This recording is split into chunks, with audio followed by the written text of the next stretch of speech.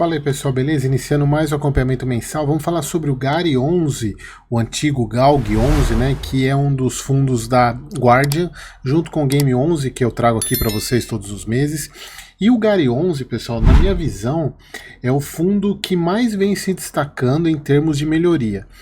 Ele ainda carrega um passado nebuloso em emissões abaixo do VP, a gestão não nada alinhada com o cotista, e aí eu acho que ele sabe aquelas placas quando você vê posto sobre nova direção, por mais que possa até ser a mesma empresa, mesmo dono, mas ele coloca isso mais para dizer, bom, esquece o que passou para trás e vamos para frente.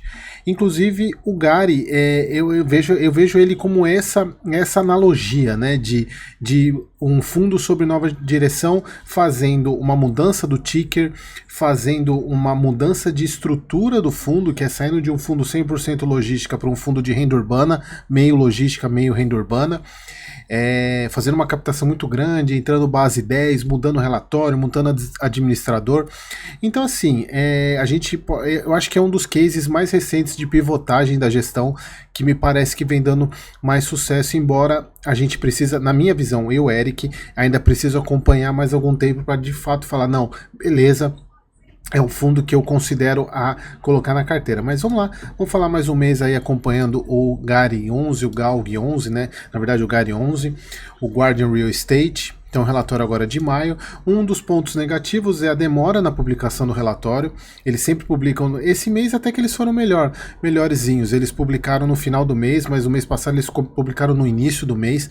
Então, estão se adequando. O relatório ficou espetacular comparado com os últimos. Ainda tem só um ponto, desculpa. Um ponto que eu vou até comentar nesse vídeo aqui, que eu ainda acho que sinto falta, mas de restante assim tá muito bom o relatório. Então, a parte de visão do fundo, valor patrimonial 1,20 bi, mesma coisa do mês passado, distribuiu 8 centavos, né, 8,7 centavos, 25 ativos, aquela transformação que o fundo fez, né, saiu de 5, de 4, né, porque ele tinha 5, vendeu 4, mas entrou mais 20, 21 imóveis no portfólio. Está sendo negociado com um deságio na sua cota patrimonial, isso a gente sempre tem que levar em consideração que análise de P sobre VP para fundo de tijolo não significa muita coisa em termos de barato ou caro, mas mostra que o mercado está precificando ele mais barato do que o valor patrimonial dele indica. Isso tem muito a ver com o que ele está pagando de rendimento, e hoje um dividend yield altíssimo, se a gente for comparar para tijolo, é colossal. Obviamente que isso a gente tem que pôr na balança a questão da alavancagem, a gente já vai falar um pouquinho sobre isso, mas de fato ele é um dos fundos que vem surpreendendo em termos de resultado. Mas pessoal, um ponto importante, a gente vai, deixa eu falar isso mais para frente, vou falar isso mais para frente sobre a questão do dividend yield, porque ele me ajuda a explicar a minha tese, que é colocando pares para comparar. Bom, então aqui, a parte pessoal aqui, eles até colocam que é para iniciar a leitura do relatório por essa aqui, mas a gente já tem acompanhado. Quem é novo no canal, é sempre importante lembrar, você que é novo no canal e está vendo a primeira vez o vídeo aqui do GARI 11, aqui no canal você já deve ter percebido que é uma novela. Todos os meses eu falo sobre vários, quase 70 ativos todos os meses aqui, trazendo a avaliação e a leitura, não é a leitura do relatório gerencial, é a análise do relatório gerencial. E tem algumas situações que eu já falei, então eu não repito, para o vídeo não ficar enorme. Então, se você tiver interesse, e sempre quando eu tenho algum ponto que eu acho que vale a pena, ou eu repito, eu falo, ó, vê nos relatórios nos vídeos anteriores, tem a playlist aqui para você acompanhar. Então essa parte aqui, pessoal, ela vem se arrastando, na verdade se arrastando, não, eles vêm trazendo isso desde quando a gestão resolveu fazer a mudança do fundo, que foi a mudança do ticker de GALG para GARI, a quinta emissão para transformar o fundo em renda urbana, na verdade renda urbana não, meio a meio, né? Então aqui tem todo o cronograma, né, que foi a tese, né, a emissão, a convocação dos cotistas, a venda do BRF Salvador, a troca do administrador, e nesse período aqui também teve a mudança do ticker de GALG para GARI. E aqui eles falam sobre a questão que foi incorporado os ativos em abril, né? Então a gente já falou sobre isso, é só vocês verem no relatório passado. E no mês passado eles inauguraram esse tipo de relatório que vocês estão vendo aqui na tela, né? Que é esse relatório mais fluido. Na minha visão, gostei bastante do relatório, bem informativo, muito bacana. Isso aqui também eles trouxeram mês passado, que é a comparação do GALG antes, o GALG previsto e o GALG hoje. Obviamente sempre tem algumas atualizações, vão ser todos os meses. Se eles mantiverem essa página no relatório, essa coluna aqui é a que vai mais se alterar algumas coisas, porque vira e mexe o patrimônio altera de um mês para o outro, por causa principalmente da renda fixa do fundo. A parte de, obviamente, inquilino não, mas prazo médio sim, porque vai passando os meses, a tendência é isso aqui diminuindo, se não tiver renovação, obviamente. A tipicidade é 100%, a alavancagem também, dependendo do pagamento, se um fundo vai pagando os meses, né? Então vai amortizando, então a tendência é isso aqui diminuindo também. Investidores, obviamente, também, a tendência é mudar esse número, aumentar. Liquidez também, porque ela está muito em função da quantidade de investidor, e o dividend yield também em função, principalmente, do preço da cota no mercado. Comentários, pessoal, aqui a gente sobre o relatório, a gente já passou sobre isso, a questão da conclusão da compra dos 21 ativos, lembra?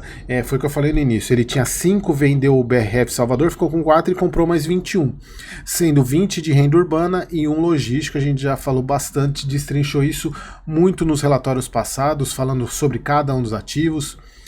Bom, agora sobre os próximos eventos, né? O mês de maio apresenta o primeiro mês onde é possível verificar o resultado do fundo após a aquisição do portfólio. A gente vai falar isso quando a gente olhar na DRE.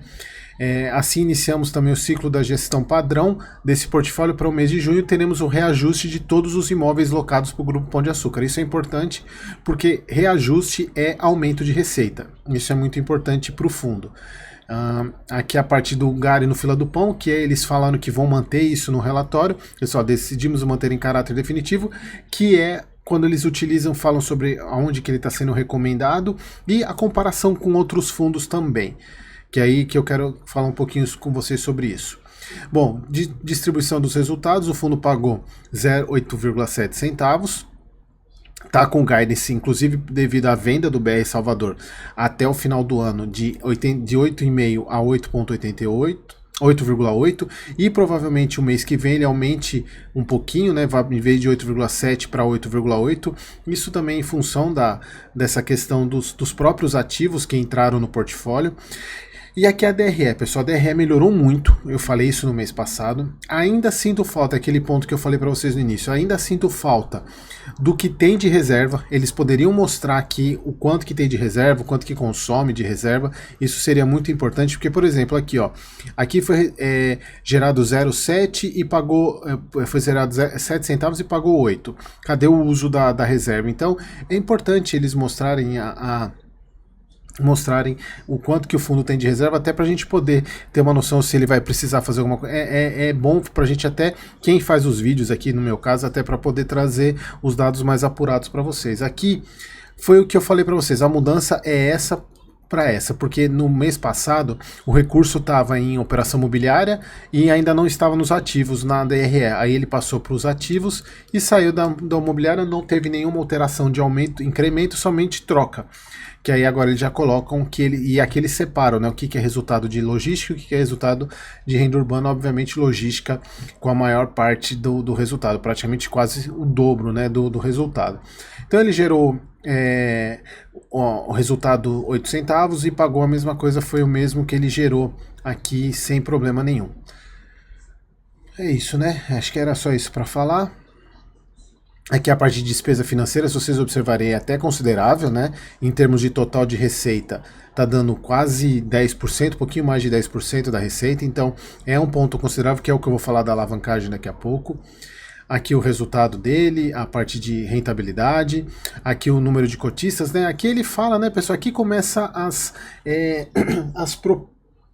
não é a propaganda, na verdade, que o fundo está fazendo para mostrar o quanto que a gestão considera ele como sendo o melhor fundo de um planeta.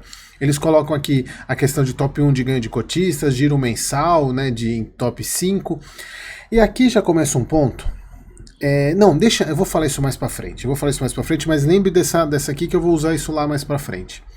Portfólio, pessoal, aqui eu vou passar rápido porque a gente já viu bastante, né, sobre o portfólio do fundo, mas eu quero entrar aonde aqui? Aqui a parte dos locatários do fundo, né? Então a gente vê que a grande parte é Grupo Mateus, a BAT e o Grupo Pão de Açúcar. Todos os inquilinos aqui, isso é um ponto importante da concentração de inquilinos em A+, que é importante no caso da alavancagem, a gente já vai falar sobre isso. Porque a alavancagem, pessoal, é o seguinte, o Gary, ele teve um modelo de alavancagem, ele é muito interessante, que é você ter a obrigação casada com o recebimento. Eles colocam aqui, o fundo possui obrigações financeiras oriundas da estruturação de CRIs casadas com os contratos de aluguel atípicos de longo prazo. Então, na verdade, o próprio recebimento do aluguel, ele faz parte do pagamento do CRI. Qual que é o problema disso? Você tem uma segurança maior, obviamente, que você tem meio que garantido o pagamento por causa do recebimento. A grande questão é o que, por exemplo, aconteceu com quem mesmo? Com o Dia. Lembra do Dia que lá no LVBI, se vocês acompanham aqui o canal, vão lembrar disso. O LVBI, ele tinha comprado um imóvel e também era a mesma história. Os pagamentos do aluguel do Dia eram utilizados, inclusive, para quitar o CRI da compra do imóvel. Faliu o Dia e aí ficou um pedaço do pagamento para o imóvel que ainda está em aberto. Então, esse é o problema da questão desse tipo de alavancagem. Na verdade, é um problema tranquilo, até porque a gente está falando aqui, por isso que eu falei que é importante vocês olharem isso aqui, que aqui a gente está falando de inquilinos rating AAA, que são os mais tranquilos em termos de problemas, né, não terem problemas de pagamento. Então isso é um modelo que traz um pouco mais de segurança para o fundo. E a parte do modelo de aquisição, isso eu já falei bastante para vocês, mas é importante sempre avaliar isso daqui, que ele mostra, né, que essa parte desses 21 imóveis, né, principalmente os 20 imóveis de renda urbana, que a estruturação é pagamento de 500 milhões, sendo que ele tem esses 710 milhões em caixa hoje. E também que ele fala aqui, para pagar, né, o consumo se dará de maneira parcelada e 80% do total será dado pela quitação antecipada dos CRIs sobre os contratos atípicos. E todos esses CRIs também têm o mesmo perfil de pagamento casado em relação ao pagamento. E eles colocam aqui que o cronograma dessas quitações será iniciado a partir da definição das primeiras lojas a serem vendidas e pelos próximos cortes da Selic. Se eles esperarem o próximo corte da Selic, isso não vai sair nunca, porque isso daqui eles estavam falando quando a Selic estava em queda, a Selic parou de cair. Então, isso daqui é um ponto que você, cotista, tem que ficar atento, porque eles precisam dar desenvolvimento para isso, porque continua aqui o dinheiro no caixa, mas está super tranquilo, porque esse é um ponto importante e ponto positivo para o Gary, que é o seguinte, ele tem esses 710, ele usando os 500 milhões, ele ainda fica com esses 221 milhões, e aqui o cronograma de pagamento das obrigações do fundo, tá muito tranquilo, né? Se a gente for somar aqui dá 100, 200, dá uns quase 250, dá muito tranquilo, isso até 2029, muito tranquilo para ele pagar, e obviamente tem essa pancada aqui no final, porém aqui a gente está falando provavelmente de novas emissões e por aí vamos, embora ele tenha essa questão desse caixa aqui muito grande para pagar, para mim tá super tranquila a alavancagem dele, bem transparente em termos disso. Mas aí entra o ponto que eu falei para vocês, que é isso daqui, né? Que esse Gary na fila do pão, que eles fazem esse comparativo.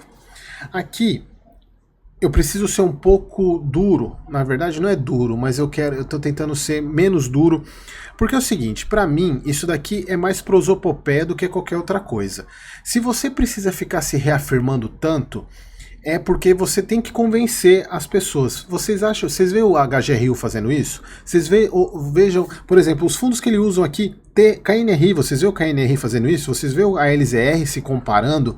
vê por exemplo, HGRU, o TRFX de vez em quando eles fazem isso. RVBA, HGLG, BTLG, XPLG, BRCO, LVBI, VILG, vocês veem esses fundos fazendo isso, se comparando com outros? Então, para mim, isso é mais uma questão de autoafirmação que o fundo tem, faz parte desse processo da pivotagem que a gestão fez, é para apagar o passado dela, do que eles fizeram, acho que faz parte, mas eu acho um pouco forçação de barra, na minha visão, como a gente viu lá em cima, a questão lá de eles colocarem o top 1 na questão de liquidez, aquela parte lá, e agora isso. E também é um ponto que a gente tem que levar em consideração. Primeiro, isso aqui está completamente errado, né? O HGRU não paga 7,8%, ele está pagando quase 9%, 8%, ainda mais a ver o pancada desse meio de ano aqui, vai para quase 9%. Então tá errado isso aqui. Tá? Esse aqui é que eu estou pegando um renda urbana aqui que é o mais famoso, né? E o melhor de renda urbana que a gente tem hoje. Pessoal, por que um paga 8 ou 9 e o outro está pagando 11,5? Esse é o ponto que acho que ninguém leva em consideração. Pessoal, tudo que vocês forem investir na vida de vocês como investidor, sempre tenham em mente a relação de risco-retorno. Se um ativo está pagando mais, é porque ele tem mais risco. Tá? Não necessariamente, né? Porque você pode ter um ativo pagando menos com mais risco. Mas assim, o mercado enxerga, para você colocar um prêmio de praticamente 2% em relação a um HGRU, do risco que ele tem. E outra, você tem um fundo com mais de 20% de alavancagem, enquanto você tem um HGRU com quase nada de alavancagem. Então, e isso para quem assistiu o vídeo de domingo que eu fiz sobre o Dividend Yield, você tem que levar muito em consideração na hora de fazer a sua análise. Você não olhar somente esse número bruto aqui para falar, poxa, o Gary é o melhor de todos. Não, por quê? Você está comprando um fundo que diz que está pagando 11,5, mas ele tem uma parte inflada por causa da alavancagem. Isso vale, por exemplo, para o TRFX, vale para vários fundos aqui. E outra, comparar Gary com KNRI é sacanagem, né?